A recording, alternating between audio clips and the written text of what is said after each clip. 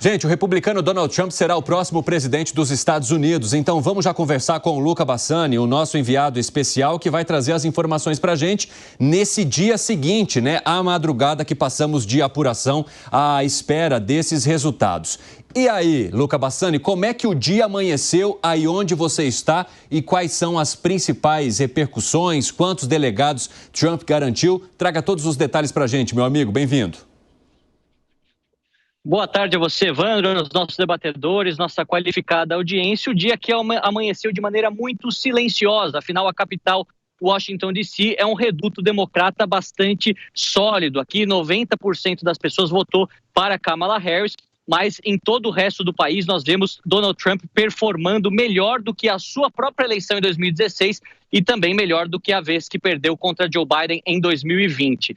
O candidato republicano, que foi o 45º presidente dos Estados Unidos e se tornará também o 47º, falou já durante as primeiras horas que precisa curar o país, fazer com que o país se recupere depois de 4 anos de um governo ruim. Nós separamos um trecho do primeiro discurso de Donald Trump após a sua vitória. Vamos acompanhar. Vamos ajudar nosso país a se curar. Temos um país que precisa de ajuda. Vamos consertar nossas fronteiras, vamos consertar tudo em nosso país.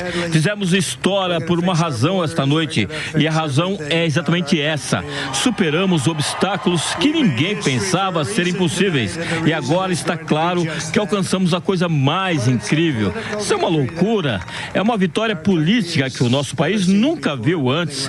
Quero agradecer ao povo americano pela extraordinária honra de ter sido eleito seu 47º presidente. O que pode explicar a vitória de Donald Trump, Evandro?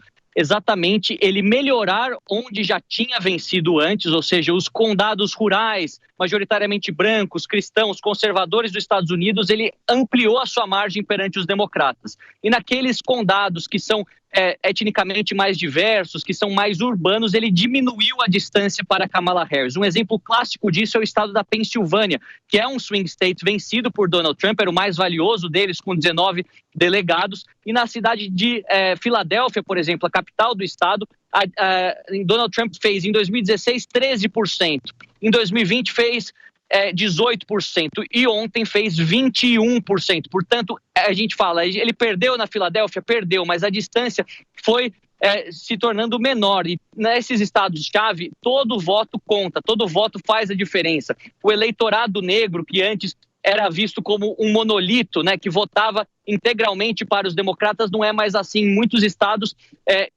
muito importantes, Donald Trump teve uma margem, inclusive, maior da população negra. O eleitorado latino, as mulheres, todos esses segmentos demográficos, ele teve uma melhora expressiva e que explicam essa vitória também muito substancial que nós conseguimos observar. Alguns falam que ele pode chegar até 312 votos no colégio eleitoral, considerando os estados que ainda não foram projetados: Arizona, Nevada, Michigan e também o Alasca, que historicamente sempre vai para os republicanos. Apenas para finalizar um pouco e para que nossos debatedores possam trazer essa questão também, na geopolítica, muito se diz do que acontecerá do mundo em relação ao novo governo Donald Trump. A possibilidade da finalização da guerra da Ucrânia, que também trazemos aqui quase que diariamente para a nossa audiência, já que Trump seria favorável a um acordo com Putin em detrimento de continuar financiando o presidente Volodymyr Zelensky e o seu exército.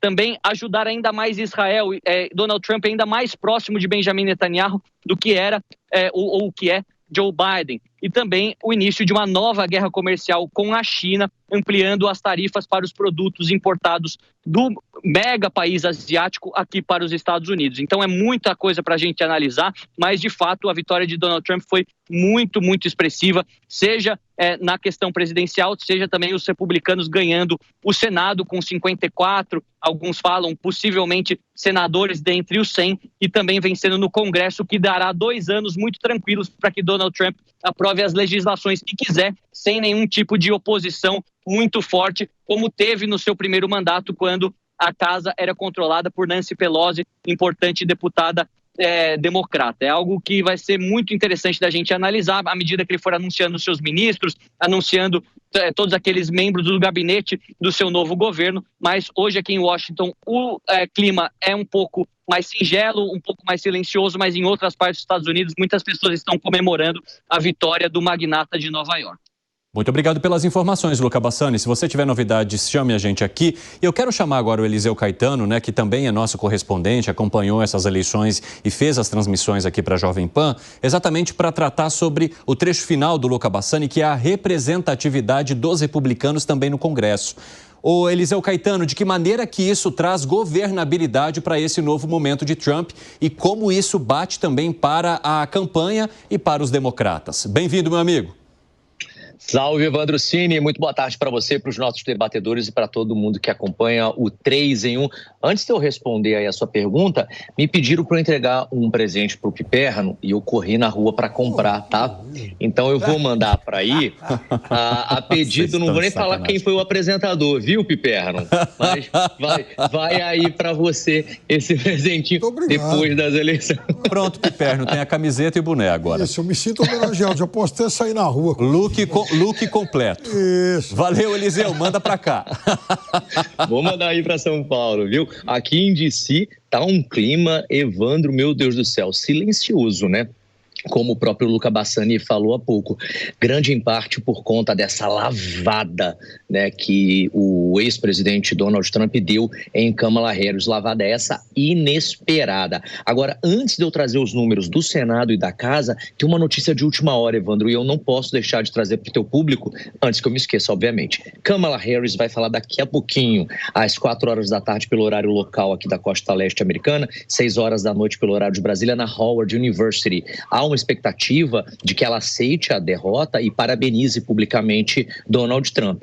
Mas ela acabou de ligar para o ex-presidente assumindo a derrota. De acordo com pessoas próximas a Kamala Harris, teria sido uma ligação rápida, muito formal, altamente protocolar. Ela desejou boa sorte para o 47º presidente dos Estados Unidos, Donald Trump, e de acordo com os próprios assessores que conversaram com alguns jornalistas ainda há pouco, esse processo de transição agora tende a ser um pouco mais delicado, porque nem Kamala Harris nem a equipe de campanha dela imaginavam que eles perderiam essa eleição e que perderiam da forma que perderam. Parece que já começou por lá, no Partido Democrata, uma espécie de caça às bruxas, Evandro. Todo mundo quer saber aonde foi que eles erraram. Será que Joe Biden errou ao não passar o bastão antes mesmo de ter concorrido? Será que Kamala Harris devia mesmo ter aceitado o convite do partido e concorrido? Será que ela tem fôlego para voltar numa próxima eleição? São perguntas que ainda precisam ser respondidas. E agora, finalmente, respondendo a sua pergunta, Evandro Cini, o que acontece? O presidente próximo dos Estados Unidos, Donald Trump, não levou apenas a presidência, de quebra, caiu no colo dele, viu? O Senado, deixa eu pegar aqui os números, são nesse momento 52 republicanos eleitos contra 43 democratas. Ele também levou a casa, o Congresso, são 207 republicanos contra 188 democratas. E de lavada também vai levar a Suprema Corte. De acordo com os analistas políticos aqui, Evandro, estima-se que o próximo governo dos Estados Unidos, o governo Trump 2, vai repercutir, vai ecoar na história dos Estados Unidos por pelo menos 40 anos devido a essa onda, a essa maré vermelha que tomou conta do país. Ele levou votos importantes que seriam, de acordo com as pesquisas, de Kamala Harris, dos latinos, dos jovens e até mesmo de eleitores mulheres que teoricamente teriam que votar em Kamala Harris ou seriam mais ali afeitas, né, às propostas da democrata, mas nas urnas não foi isso que a gente viu. A gente acompanhou uma lavada, até em estados que comumente eram democratas, em estados que geralmente vivem viradas, né, os swing states que a gente tanto fala, né, existia uma expectativa de que alguns desses estados indecisos virassem nessa eleição democrata. E não foi o que aconteceu. E por conta disso, Donald Trump aí vai ter um governo facinho, leve para os próximos anos. Ele assume no próximo dia 20 de janeiro aqui no Congresso americano, que fica a poucas quadras de onde nós falamos ao vivo. E você perguntou, poxa, por que já saiu o resultado no Senado, mas não saiu na Câmara?